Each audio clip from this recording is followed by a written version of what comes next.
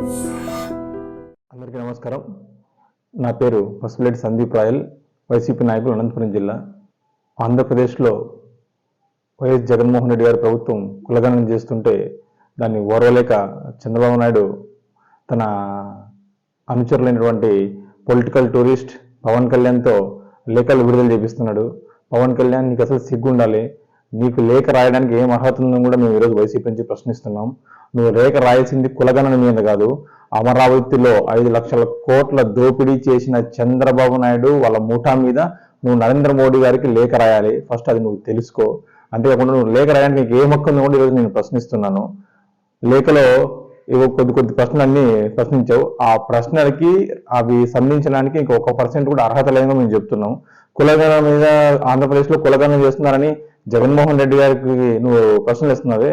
మళ్ళీ నిన్న తెలంగాణలో రేవంత్ రెడ్డి గారు కూడా కులగణన మొదలు పెడతామంటున్నారే, మరి ఆయన మీద నీకు లేఖ రాసి దమ్ము ఉందని కూడా ఈరోజు నేను ప్రశ్నిస్తున్నాను. పవన్ కళ్యాణ్, నీకు సూటిగా నీకు సంబంధించి కొన్ని ప్రశ్నలు అడుగుతున్నాను. నువ్వు మమ్మల్ని ప్రశ్నలు వేసావు కదా, మేము నేను ప్రశ్నలు వేస్తున్నాం, దాన్ని నువ్వు సమాధానం చెప్పు. నీ పార్టీ సిద్ధాంతాల్లో కొన్ని సిద్ధాంతాలు చెప్పావు కదా, వాటి నుంచి నువ్వు స్టాండ్లో నిలబడ్డావా? ఫస్ట్ నీ పార్టీ సంగతి, నీ పార్టీ సిద్ధాంతాల గురించి చెప్పు. అర్థమైందా? తెలుసుకో పవన్ కళ్యాణ్. అంతేకాకుండా కులాల కలిపి ఆలోచన విధానం అన్నావు. నువ్వు నీ మనసాక్షి మీద చెప్పు. నువ్వు ఒక్కరోజన్నా కులాలను కలిపే విధంగా రాజకీయాలు చేస్తున్నావు. ఆంధ్రప్రదేశ్లో కులాలను విడదీసి వాళ్ళ మధ్య విషం చిమ్మే విధంగా నువ్వు కుట్ర, నీ స్వయ ప్రయోజనాల కోసం రాజకీయాలు చేస్తున్నావు. అలాగే మతాల ప్రస్తావన లేని రాజకీయం అన్నావు. బీజేపీతో ఉన్నప్పుడేమో మా ముస్లిం మైనార్టీలని అది కాదు ఇది కాదు అంటావు.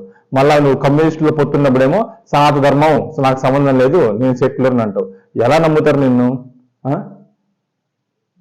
ప్రాంతాలని విస్మరించని జాతీయవాదం అంటావు.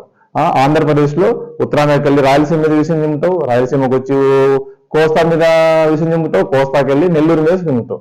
ఇది కూడా నీ పరిస్థితి. భాషల్ని గౌరవిస్తాము అని చెప్తావు. ఎక్కడ నువ్వు చేస్తున్నావు భాషల్ని? నిరుపేదలకి ఈ ఆంగ్ల విద్యని జగన్మోహన్ రెడ్డి గారు అందిస్తుంటే నువ్వు మాత్రం ఆంగ్ల విద్య వద్దు అంటావు. నీ పిల్లలు, నీ కొడుకు, నీ కూతురు మాత్రం సింగపూర్లో, హైదరాబాద్ ఇంటర్నేషనల్ స్కూల్లో చదవాలి. అంతేనా నీ ఉద్దేశం? అవినీతిపై రాజీ లేని పోరాటం అంటావు. ఒక్కటి చెప్పు. నువ్వు అవినీతిపై రాజీ లేని పోరాటం ఒకటి చెప్పు. చంద్రబాబు నాయుడు రెడ్ హ్యాండెడ్ గా అవినీతి చేసి ప్రభుత్వ సొమ్మును కాజేసి జైల్లో పెడితే మధ్య తెలిపిన వ్యక్తి నువ్వు. నీకు ఎక్కడ హక్కు ఉందా? సంస్కృతిని కాపాడే సమాజం అన్నావు. నువ్వేం సంస్కృతి కాపాడావు? నువ్వు ఎప్పుడు నిత్యం రాయలసీమ మీద విషం జుమ్ముతూ రాయలసీమ సంస్కృతిని కించపరుస్తూనే ఉంటావు. కాబట్టి ఫస్ట్ నువ్వు చూసుకో పవన్ కళ్యాణ్. కులగణన గురించి నువ్వు మాట్లాడే అర్హత నీకు లేదు.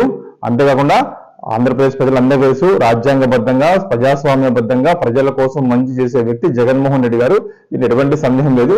నీకు చంద్రబాబు నాయుడికి భయం పుట్టింది. నువ్వు ఎన్ని లేఖలు రాసినా, నువ్వేం చేసినా ఎవరు పట్టించుకునే పరిస్థితి కూడా లేదు, నువ్వు తెలియజేస్తున్నాం. అంతేకాకుండా నువ్వు మళ్ళీ చెప్తున్నాం పవన్ కళ్యాణ్, నువ్వు లేఖలు రాయిస్తుంది ప్రజల కోసం మంచిగా చేస్తున్న జగన్మోహన్ రెడ్డి గారి మీద కాదు, ప్రజల్ని మోసం చేసిన అమరావతిలో 5 లక్షల కోట్ల దోపిడీ చేసిన చంద్రబాబు నాయుడు మీద నువ్వు ప్రధానమంత్రికి లేఖ రాసే దమ్ముందని కూడా నేను ప్రశ్నిస్తున్నాను.